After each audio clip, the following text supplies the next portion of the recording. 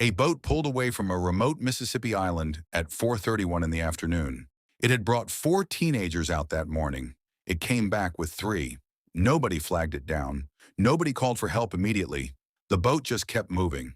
Back to the dock, into a nearby bayou, back to the dock again, then overland to a house across the water.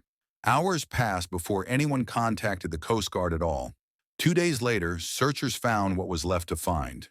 And tomorrow morning, Nolan Wells will be laid to rest with 2 autopsies still unfinished and no official answer for how he died. Tonight, before that happens, here is everything that has been confirmed, everything that has shifted, and everything that still has no answer. Nolan Xavier Wells was 18 years old, 6'1". He was about to begin his sophomore year at Southwest Mississippi Community College, where he played wide receiver and studied general business. Before that, he spent 4 years at Ocean Springs High School and became a 2-time all-region wide receiver. Over his junior and senior seasons, he caught 63 passes for 724 yards and 10 touchdowns. His high school coach, Jake Bramlett, said publicly that Nolan carried himself with humility, treated people with respect, and led by example without needing to say much at all. A former teammate who grew up alongside him called him one of the most respectful people he had ever known. He was supposed to report to campus the Monday after the 4th of July trip to begin preseason practice. He never made it. His father, Elmore Wansley, has talked publicly about a rule he taught all his children growing up. If you go out with a group, you come back with the group. Nolan knew that rule.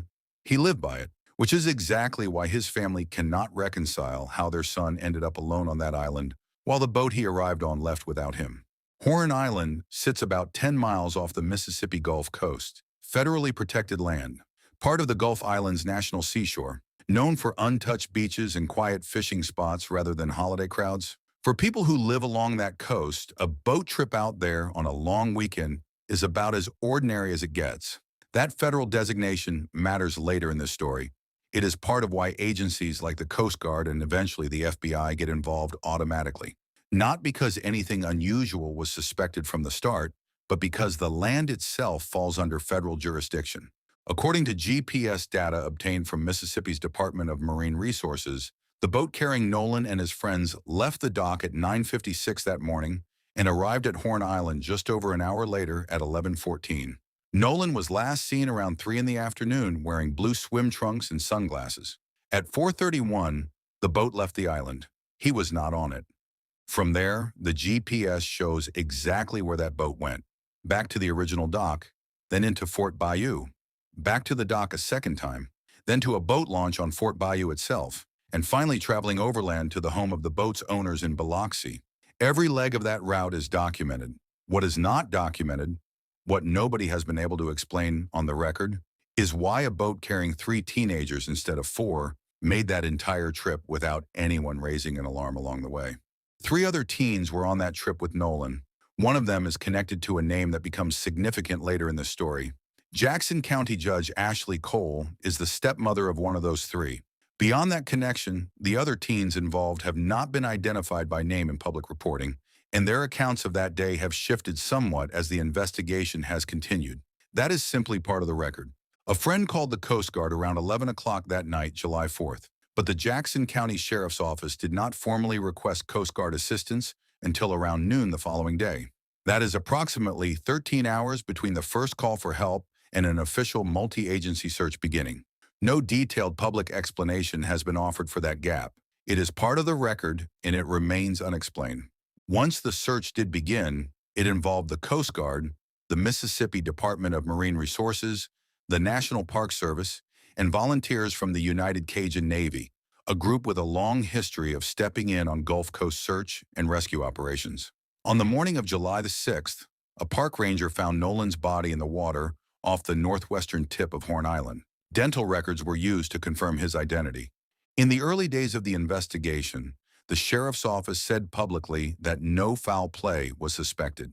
That single phrase set off an immediate wave of backlash, with many people reading it as investigators closing the door on the case before it had properly opened.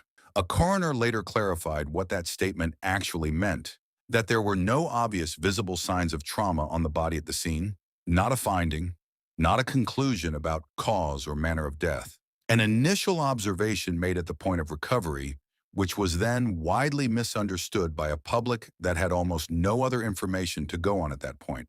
That distinction matters. And it is one of the first examples in this case of a significant gap between what was said and what people heard.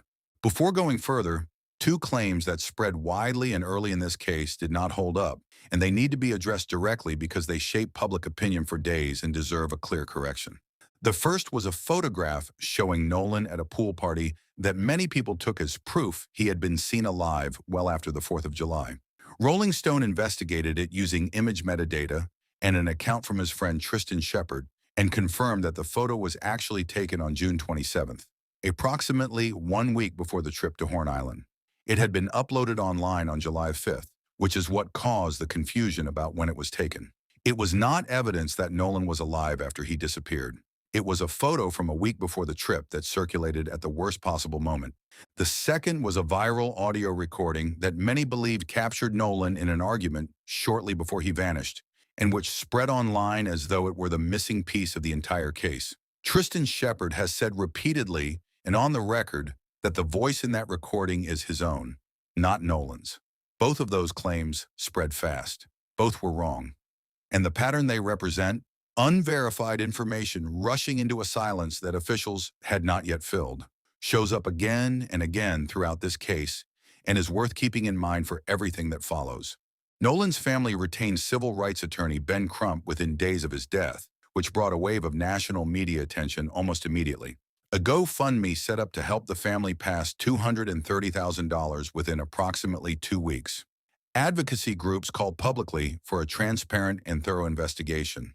Multiple national outlets have reported on another dimension of this case, that Nolan was the only black teenager in a group of white friends and that his death has become part of a larger national conversation about race and equal treatment under investigation. That dimension is part of how this story has been covered nationally. It is noted here because context matters, not because a conclusion has been drawn about what it means for what happened on that island. That determination is simply not something anyone currently has the evidence to make. For weeks, the exact nature of federal involvement in this case had been explained only in fragments. This week, the FBI's Jackson Field office released a complete on-the-record statement. It confirms that the agency has assisted with certain aspects of the investigation using federal tools and partnerships, but that the Jackson County Sheriff's Office is leading and will continue to lead the case. It describes a long-standing working relationship between the two agencies, and it specifies exactly where the FBI's efforts have been focused, on interstate threats received by individuals connected to this case. That detail is important. It means federal involvement is not centered on Nolan's death directly. It is centered on protecting people connected to this story from threats serious enough to cross state lines, which is what actually triggers federal jurisdiction in a case of this kind. The sheriff separately confirmed that the FBI is also assisting with digital evidence review and noted that federal involvement on Horn Island cases is not unusual, given that the island itself is federal land. Now, to the threats themselves, because they are real, they are documented, and they are being investigated. Jackson County Chancery Judge Ashley Cole, the stepmother of one of the 3 teens who was on that boat, has publicly confirmed that her own family has received death threats connected to this case. Tristan Shepard has confirmed the same thing, that he and other friends of Nolan's have been threatened. Threatening a sitting judge, a teenager, or any person connected to an ongoing investigation is a serious federal crime, regardless of how strongly anyone feels about the case. And every threat like this makes it less likely that people who are still holding information will feel safe enough to come forward with it. That outcome serves no one, least of all Nolan's family. Now to the development that shifted this case the most in recent days. Katie, the young woman who spoke with Nolan in his last confirmed minutes on that beach, has finally spoken directly. Not through a relative, not through a post correcting online rumors. Face to face with Nolan's own mother, Christine. That conversation is the first time her account has traveled directly from her to the person who needed to hear it most, with nobody standing in between. And her actual account is more specific and more nuanced than most of the public conversation has suggested. Katie has said consistently that she and Nolan spent time together that afternoon and eventually parted ways. She got back on a boat with her own group. Based on what Nolan told her, she assumed he was heading back to rejoin his own friends. But she never actually watched him get on that boat. She assumed it based on their conversation, not because she witnessed it happen. That distinction is genuinely significant. Katie is not offering a direct eyewitness contradiction to what his friends have said. She is offering his stated intention at the time of their last conversation. Whether he followed through on that intention, whether anything changed in the time between that conversation and whatever happened next, is something nobody, including Katie, can confirm. Both things can exist at the same time. He may have fully intended to rejoin his group, and something may have happened in the window between that intention and the boat leaving at 4:31. What actually occurred in that gap remains the central unanswered question of this case, and it remains unresolved. On July 15th, Nolan's parents sat down face-to-face with Jackson County District Attorney Angel Myers McElrath, their first direct meeting with her office. Following that meeting, Ben Crump confirmed that once the underlying investigation is complete, the case will be presented to a grand jury. He also confirmed that a coordinated review of Nolan's phone is underway, with his independent investigators and law enforcement examining the device together rather than separately. A grand jury referral is not a trial. It is not a verdict. It is not confirmation that a crime has been determined to have occurred. It is a legal process in which evidence is presented to a group of citizens who then decide whether formal charges are warranted at all. In Jackson County specifically, this type of referral has been described by local legal observers as standard procedure for any death considered unnatural or suspicious, not an indication by itself that foul play has been established. A separate legal perspective has raised concerns about this specific prosecutor's office based on past conduct in an unrelated matter. Both perspectives are worth holding at the same time. This can be a routine procedural step and still be worth watching closely. On the physical evidence, the reason it is taking so long has a straightforward explanation that has nothing to do with obstruction or delay. An autopsy was conducted by the state on July 7th, but its findings are pending toxicology results, which are processed by outside labs and routinely take 2 to 3 weeks or longer. A second independent autopsy arranged by Ben Crump's team, funded in part by former NFL quarterback Colin Kaepernick, was expected as early as July 10th. As of tonight, neither set of results has been made public. That means Nolan's family is about to bury their son tomorrow without a confirmed cause of death, without a confirmed manner of death, and without any official determination of what actually happened to him on that island. That is not a framing choice. That is simply where this case stands right now. Tomorrow, Monday, July 20th, Nolan Wells will be laid to rest at Center Point Church in Ocean Springs, Mississippi. Visitation runs from 9 to 11 in the morning. The service begins immediately after. Reverend Al Sharpton is expected to officiate. Filmmaker Tyler Perry covered the funeral costs for the family. The Mississippi Coast Coliseum and Convention Center had offered its venue for the service, and its board voted to approve that offer. The family chose Center Point Church. The Coliseum's response was not complicated. Its executive director released a statement extending condolences and support to the family, regardless of where they chose to hold the service. That kind of response from an institution that never knew Nolan personally is easy to overlook in the middle of everything else happening in this case. It says something about how a community has chosen to show up around a family that is about to say goodbye to their son. Here is where everything actually stands tonight. The FBI has put its role in this case on the record, confirming real assistance with digital evidence and specifically with threats made against people connected to this story, while making clear that Jackson County remains in charge of the investigation itself. Katie has spoken directly to Nolan's mother, offering an account that is more specific and more carefully stated than public conversation has reflected. An assumption about his intentions, not a witnessed confirmation of what he did after she left. A sitting judge and at least one of Nolan's friends have confirmed receiving threats serious enough to draw federal attention. The grand jury referral is in motion, the phone review is underway, and both autopsies remain incomplete. 2.5 weeks ago, this case was mostly unverified screenshots, secondhand claims, and misinformation filling a silence that nobody official had stepped into yet. This week changed some of that. A federal agency spoke on the record. A key witness spoke directly to the people who needed to hear her. And for the first time, there is real clarity around what is confirmed and what still is not, even though not a single resolved answer has arrived. Nolan Wells was 18 years old. He went to a barrier island on the 4th of July with people he knew. He spoke with a young woman on the beach who believed he was heading back to his friends. The boat left at 4:31. He was not on it. 2 days later, a park ranger found him in the water off the northwestern tip of Horn Island. And tomorrow, in a church in Ocean Springs, Mississippi, the people who loved him will say goodbye while the investigation into how he got from that beach to that water remains officially open, officially unresolved, and officially without a public answer. His family deserves that answer. Every piece of this case that moves toward it matters. Every piece that does not, the threats, the misinformation, the unverified claims, moves it further away. That is the only honest way to say it. More on the mysterious death of Nolan Wells. We're joined by his parents, Christine and Elmore Wansley, as well as their attorney, Ben Crump. And before we get started, first off, I want to thank you for being here under these circumstances. I know how extremely tough it must be, and we can express how sorry we are for you and your family. And first question, how are you two holding up? Taking it second by second. Day by day. Second by second and day by day, which we all can understand. And I just want to ask you, the friends that Nolan traveled to Horn Island with, they say that he stayed behind voluntarily. Why would he stay behind? That we cannot answer. I can't fathom why he would. I don't know why he would. We always taught him to, if you go with a group, you stay with a group. Mm-hmm. Even when he was in college, he would say, Dad, well, we're gonna ride down to a party or something in another city.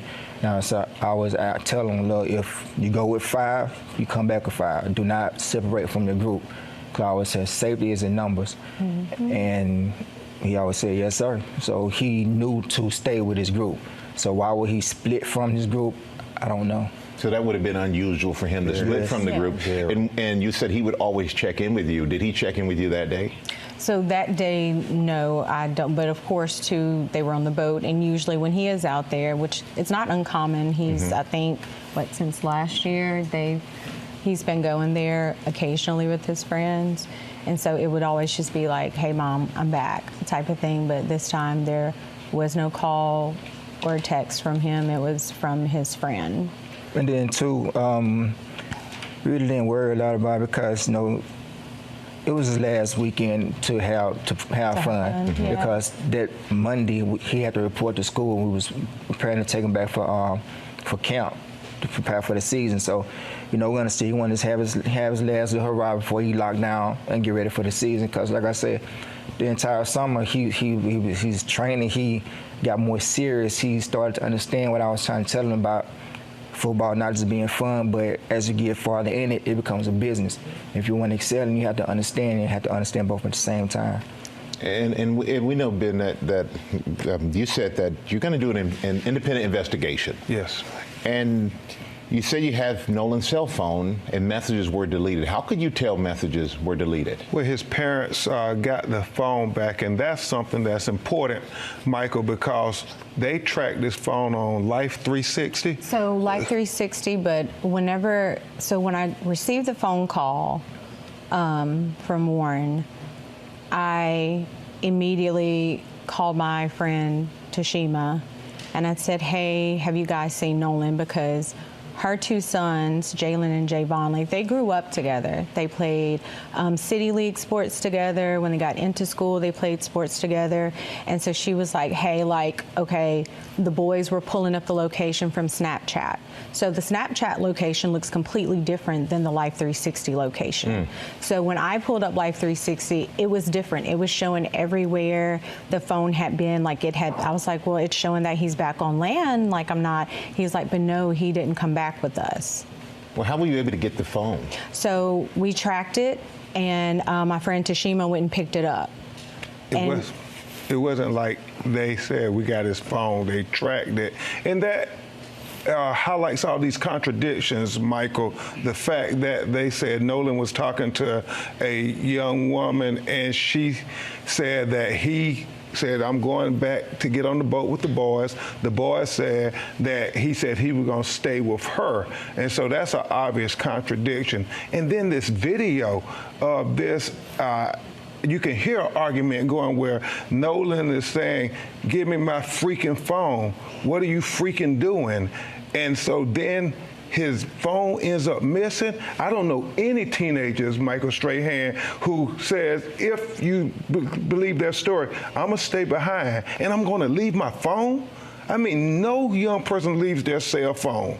And so then there's so many things their parents were telling us about, even why didn't his body wash up with the tide on Sunday? Why would it come on Monday? It's not adding up. And that is the problem when you think about the history of Mississippi. Yeah, so there's so many questions that need to be answered. And is there anything you'd like people to know about Nolan? What would you like them to know about your son?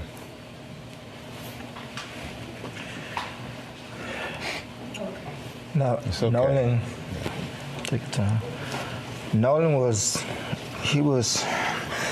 very loving. He was liked by all. It was not a friend that he couldn't make. No, we'll be right back with more for the parents of Nolan Wells and attorney Ben Crump. We're back now on GMA with the parents of Nolan Wells, Christine and Elmore Wansley. And I want you to please continue to tell us what you want the world to know about your son. So Nolan was just like this bright light, right? Walk into a room, his smile, his energy was just so infectious. Like it's almost like he drew you into him.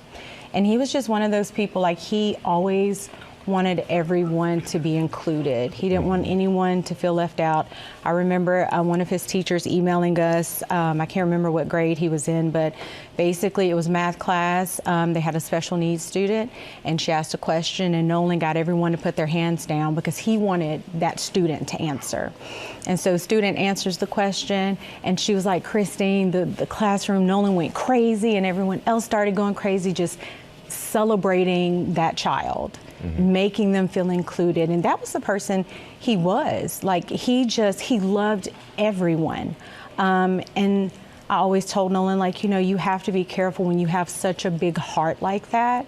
I love that God blessed you with that, but you have to be careful with that because that it's not always returned, that type of love. But he was just genuinely a good person. Like I always say, all the best parts of me are with him. And Dad, anything else you want to add? It's just, he's gonna be really missed. I know a lot of his teammates, they all looked at him as a leader. He's more like a silent leader. Not real big on words, more action, which is kind of like I was. I really wasn't real big on talking. I really wanted to show you and you follow me, and people followed him. And it's gravitated. He put in the work, he worked hard, and he knew he was focused on what he wanted. And he wanted to make life better for, his family. He wanted to have his own family. He used to say, Dad, I want to do this, I want to do this, I want to build this. I said, well, son, you got to take it one step at a time. Slow down, let's walk this thing out. Let's train, let's sign our deals, let's make these teams, make these camps, put the work in, and everything else will work out. Even his baby brother, their bond got even stronger because now I have a big brother that he's finna do something, so now I want to outdo that. So his focus and his confidence has got even better. So I was looking forward to both of them having outstanding years. Seasons, It seemed like he inspired in the home and he inspired outside of the home. And Attorney Crump, where do we go from here? What's next? Well, the deleted messages that Christina was going to briefly touch on, we want to get the phone and figure that out. Backtrack on that. When we finally got his phone, me and my sister went through the phone. We went in his Snapchat. He had 2 accounts, absolutely nothing. It wasn't even 24 hours, which is how long videos and pictures stay in Snapchat. And I was just like, that can't be. Like, I've seen Nolan whenever he snaps, like when he goes and he's having fun, like he does videos. Like there was absolutely nothing, no saved videos. And even my sister was like, yeah, that's suspicious, Michael, we're having an independent autopsy done at the behest of his family. Colin Kaepernick helped pay for the independent autopsy. We flew his body up from Mississippi to D.C. because they wanted an autopsy done by a person with no interaction with the Mississippi law enforcement, because